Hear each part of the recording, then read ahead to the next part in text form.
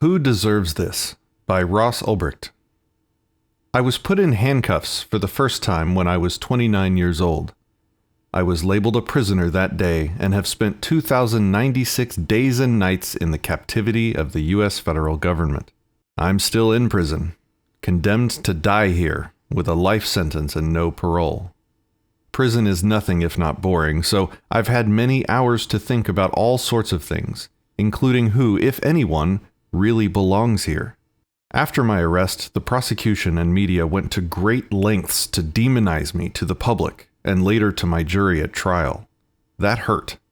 I used to believe that I didn't care what people thought of me, that my sense of worth was intrinsic and objective, but that was when I was generally liked. Suddenly, countless people were meeting a straw man, not me at all, but a dangerous criminal. It's easier to condemn a villain, so it had to appear that I deserve this. This is punishment, after all, and would be unfair otherwise. A sense of fairness is fundamental to our nature. It's part of the glue that keeps civilization together. It's the gut check for justice. Unfairness sparks indignation and a desire to right the wrong. But indignation can go too far. It has a dark side called vengeance. There are two sides of the same coin. The mind bent on revenge seeks to balance the scales, pain for pain. He deserves what he gets, it urges. He must pay. Instead of being a check on injustice, it becomes an excuse for it. As someone on the receiving end of this, who has met hundreds of others in the same position, I'm telling you, no one deserves this. I don't claim that we don't need to keep some people separated from free society. As Solzhenitsyn famously wrote, the battle line between good and evil runs through the heart of every man. Some are possessed by their dark side and can be expected to violently prey on the weak and vulnerable. There are people like that in here. That doesn't mean they deserve this or that they cannot change. It just means that humane separation is the only option until they do. But this is not humane.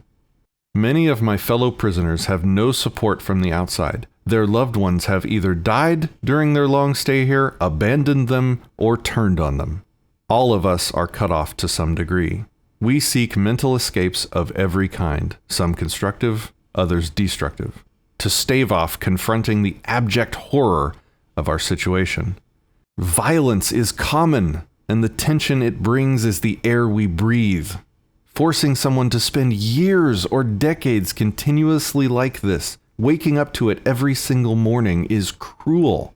If you disagree, I'll prove it to you.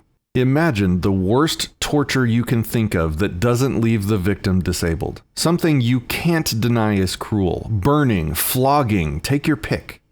If the victims themselves would prefer this torture to imprisonment, the inescapable conclusion is that prison is worse, even more cruel.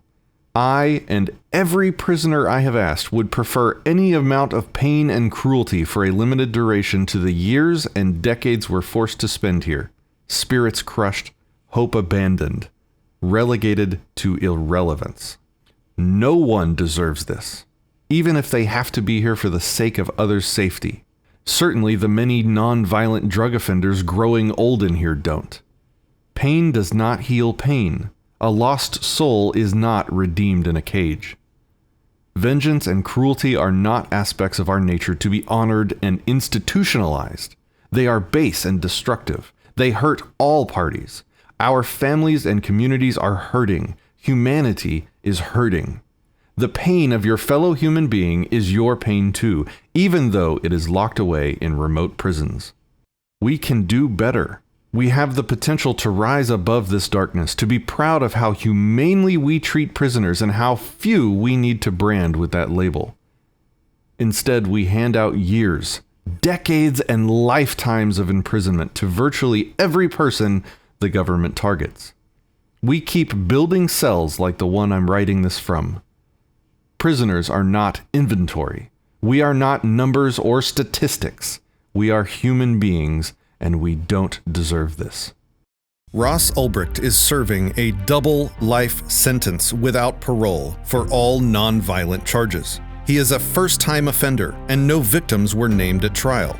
Ross is condemned to die in a cage because he made a website called Silk Road that allowed people to exchange what they chose using Bitcoin as long as no third party was harmed. Please help. Sign and share the petition at freeross.org to commute Ross's sentence and bring him home.